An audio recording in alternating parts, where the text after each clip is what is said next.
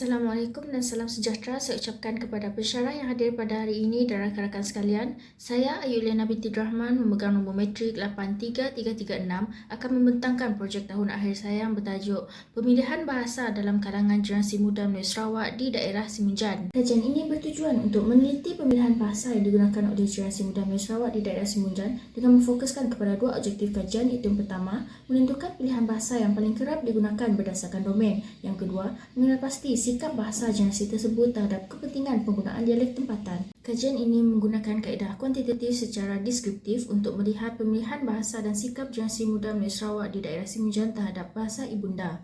Kaedah ini dipilih kerana menurut Creswell 2005, pendekatan kuantitatif membantu menjelaskan hubungan antara pemboleh ubah melalui data dan analisis numerik. Seramai 100 orang responden terlibat dan data dikumpul melalui soal selidik Google Form.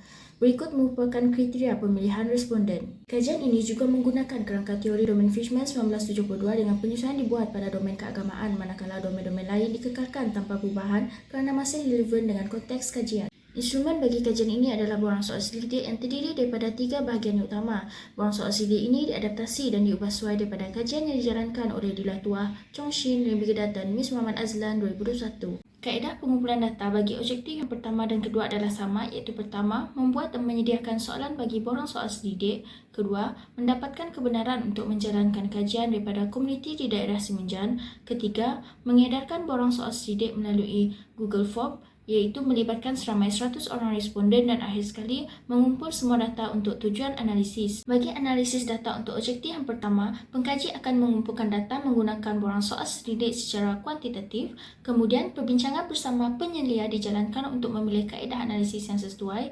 Seterusnya, data yang dianalisis akan menggunakan SPSS atau Excel secara deskriptif melibatkan bilangan dan peratusan. Hasil analisis akan dipersembahkan dalam bentuk jadual mengikut domain dan ditafsir berdasarkan objektif kajian. Kajian ini mengenal pasti peratusan pilihan bahasa dalam kalangan generasi muda Melayu Sarawak di daerah Simunjan. Berikut merupakan proses analisis data bagi mencapai objektif yang kedua. Seterusnya ialah dapatan kajian bagi objektif yang pertama. Dalam domain kekeluargaan, dialek Melayu Simunjan ialah bahasa utama, terutamanya dengan ahli keluarga terdekat seperti datuk, nenek, ibu bapa dan adik-beradik. Penggunaan gabungan dialek meningkat sedikit dalam kalangan saudara mara. Bahasa Melayu Standard dan bahasa Inggeris pula jarang digunakan, manakala bahasa Iban hanya digunakan oleh responden daripada keluarga campuran. Dalam domain persahabatan, dialek Melayu Simunjan merupakan pilihan utama ketika berinteraksi dengan rakan dari kawasan yang sama.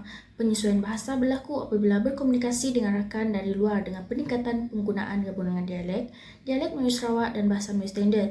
Bahasa Melayu Standard berfungsi sebagai lingua franca dalam komunikasi antara etnik, manakala bahasa Iban digunakan oleh segelintir responden. Dalam situasi santai, dialek tempatan tetap digunakan. Domain pendidikan menunjukkan bahawa dialek Melayu Simunjan kurang digunakan dalam situasi formal seperti pembelajaran, interaksi dengan guru dan penyelesaian akademik. Sebaliknya, penggunaannya meningkat dalam konteks tidak formal seperti perbualan harian. Bahasa Melayu Standard pula dominan dalam urusan rasmi, manakala dialek Melayu Simunjan kekal penting dalam interaksi sosial meskipun terhad dalam konteks akademik. Domain keagamaan pula menunjukkan bahawa dialek Melayu Simunjan merupakan bahasa utama dalam konteks tidak formal seperti perbualan di masjid, majlis tahlil dan perbincangan agama bersama keluarga. Dalam situasi formal seperti khutbah dan ceramah, bahasa Melayu Standard lebih dominan. Walaupun doa dan majlis rasmi menggunakan bahasa Melayu Standard, namun dialek tempatan masih penting dalam interaksi kekeluargaan dan komuniti. Gabungan dialek pula menunjukkan penyesuaian komunikasi dalam masyarakat berbilang dialek. Dialek Melayu Simunjan digunakan secara meluas dalam domain pekerjaan seperti tugasan harian dan komunikasi di tempat kerja tidak formal, khususnya dalam kalangan responden yang bekerja sendiri. Penggunaan dialek ini kekal tinggi dalam perbualan harian namun lebih terhad dalam urusan rasmi di mana bahasa Melayu Standard menjadi pilihan utama. Seterusnya ialah dapatan kajian bagi objektif yang kedua. Dalam domain kekeluargaan, dialek Melayu Simunjan sangat dominan. Majoriti responden berasa selesa menggunakannya dan mengaitkannya dengan identiti budaya serta hubungan kekeluargaan. Dalam kalangan rakan pula, dialek ini digunakan secara meluas, terutamanya dalam perbualan harian dan emosi, yang menunjukkan sikap positif generasi muda terhadap bahasa ibunda mereka. Namun, dalam konteks pendidikan, dialek ini kurang digunakan. Responden lebih memilih menggunakan bahasa Melayu Standard untuk tujuan pembelajaran dan penyampaian formal. Secara keseluruhan, responden menunjukkan sikap positif terhadap dialek ini, terutamanya dalam situasi tidak formal seperti kekeluargaan dan persahabatan.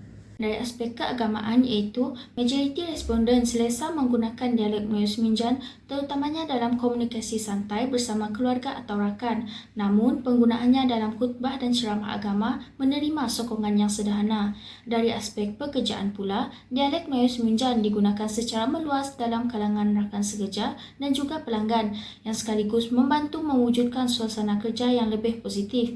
Ini menunjukkan bahawa sikap generasi muda terhadap penggunaan dialek tempatan dalam kehidupan mereka adalah sangat positif bergantung kepada konteks penggunaannya, iaitu mereka cenderung untuk menggunakan dialek tempatan dalam konteks yang tidak formal, manakala bahasa Melayu standard pula dominan dalam konteks yang lebih formal. Hasil dapatan objektif pertama menunjukkan bahawa kajian mendapati generasi muda Melayu Sarawak di daerah Semenanjung masih mengekalkan penggunaan dialek Melayu Semenanjung terutamanya dalam domen kekeluargaan dan persahabatan. Dalam domen pendidikan dan keagamaan, dialek ini digunakan secara tidak formal manakala bahasa Melayu standard dominan dalam situasi rasmi.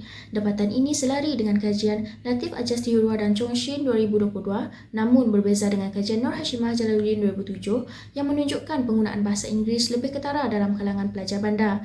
Kajian Latif juga menggunakan pendekatan sosiolinguistik, tidak seperti kajian ini yang berlandaskan teori domain Fishman yang menyebabkan wujudnya perbezaan dalam kerangka analisis yang boleh mempengaruhi cara hasil dianalisis. Bagi hasil dapatan objektif yang kedua pula, analisis menunjukkan generasi muda Melayu Sarawak di daerah Semenanjung mempunyai sikap positif terhadap bahasa ibunda. Dapatan ini selari dengan kajian Syamsul Kamariah Abdullah 2021 serta Sadiah Ma'alib dan Kartini Abdul Wahab 2024. Namun, kajian Dilah Tuah 2021 menunjukkan sikap semakin lemah akibat pengaruh media dan pendidikan. Kajian lain seperti kajian daripada Nurul Syahirah Badjo, Nur Hashimah Jalaluddin dan Ahmad Mansur pula menumpukan kepada faktor pemilihan bahasa. Kajian ini jelas membuktikan bahawa sikap positif masih wujud dan boleh diperkukuh dengan sokongan komuniti dan keluarga. Kesimpulannya, kajian mendapati bahawa generasi muda di daerah Semenanjung cenderung menggunakan dialek Melayu Semenanjung dalam domen tidak rasmi seperti kekeluargaan dan sosial, manakala bahasa Melayu standard lebih dominan dalam domen rasmi seperti pendidikan dan pentadbiran. Dapatan ini selari dengan teori domain Fishman 1972 dan menunjukkan sikap positif belia terhadap dialek ibunda mereka sebagai simbol identiti budaya. Kajian ini turut mengisi jurang pengetahuan berkaitan pemilihan bahasa dalam komuniti luar bandar yang masih kurang diberi perhatian berbanding dengan komuniti bandar yang lebih banyak dikaji. Kajian ini juga memperluas pemahaman tentang penggunaan bahasa minoriti di Sarawak dan menjadi asas bagi usaha pemeliharaan dialek tempatan yang kurang terdokumentasi. Ia membuktikan bahawa dialek tempatan masih relevan dalam persekitaran sosial yang menyokong. Kajian lanjutan disarankan untuk meneliti perbezaan varian dialek atau antara generasi serta menggunakan analisis domain secara lebih mendalam. Itu sahaja pembentangan saya pada hari ini. Sekian, terima kasih.